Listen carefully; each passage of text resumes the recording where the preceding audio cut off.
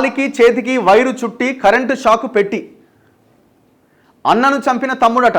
వదినతో వివాహేతర సంబంధానికి అడ్డొస్తున్నాడు అని ఘాతుకం. సోదరుడు నిద్రలో ఉండగా కిరాతకం. మెదక్ జిల్లా శివంపేటలో దారుణ ఘటన. ఎంత భయంకరమైన విషయం ఇది. వదినతో వివాహేతర సంబంధానికి అడ్డొస్తున్నాడని అన్ననే చంపేశాడో తమ్ముడు.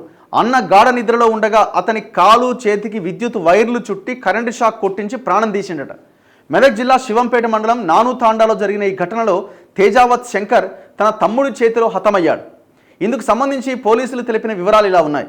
నాను తాండాకు చెందిన తేజావత్ శంకర్, తేజావత్ గోపాల్ ఎంత అన్నది 28 సంవత్సరాలు, తమ్మునిది 20 సంవత్సరాలు. చిన్న చిన్న పిల్లలే, అన్నదమ్ములు. శంకర్ గతంలో 2 పెళ్లిళ్ళు చేసుకుని విడాకులు తీసుకున్నాడట. ఎవరు? అన్న. ఉపాధి నిమిత్తం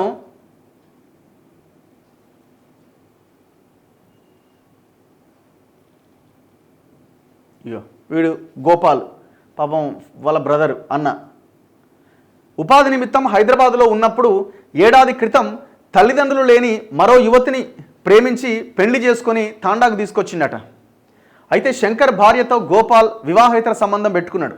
తన భార్యతో గోపాల్ సన్నిహితంగా ఉండడాన్ని చూసిన శంకర్ గొడవపడ్డాడట.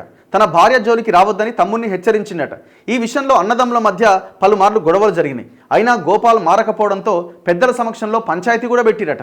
దీంతో శంకర్ మూడో భార్య ఇల్లు వదిలి వెళ్ళిపోయిందట. అప్పటి నుంచి శంకర్ పైన గోపాల్ కక్ష పెంచుకున్నాడు. వదినతో సంబంధానికి అడ్డుగా ఉన్న అన్న అడ్డు తొలగించుకోవాలి అని నిర్ణయించుకున్నాడు. ఓ చోరీ కేసులో ఇటీవల జైలుకు వెళ్ళొచ్చిన గోపాల్ అవకాశం కోసం చూస్తున్నాడు. వాడు దొంగగా తయారైపోయింది. ఈ క్రమంలో శంకర్ మద్యం తాగి శుక్రవారం ఉదయం రాత్రి నిద్రపోయిండట. అతని వద్దే నిద్రించిన గోపాల్ అర్ధరాత్రి తర్వాత మేల్కొని శంకర్ కాలుకి చేతికి విద్యుత్ వైర్లు చుట్టి ప్లగ్ బోర్డులో స్విచ్ ఆన్ చేసిండట. ప్లగ్ని బోర్డులో పెట్టి స్విచ్ ఆన్ చేసిండు. దీంతో శంకర్ విద్యుద్ఘాతానికి గురై కేకలు వేశాడు.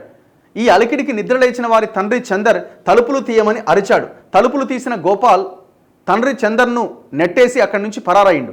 చందర్ లోపలికి వెళ్లి చూసేసరికి శంకర్ ప్రాణాలు కోల్పోయాడు. ఈ మేరకు చందర్ నుంచి ఫిర్యాదు అందుకున్న తూప్రాన్ పోలీసులు కేసు నమోదు చేసి దర్యాప్తు చేపట్టారు.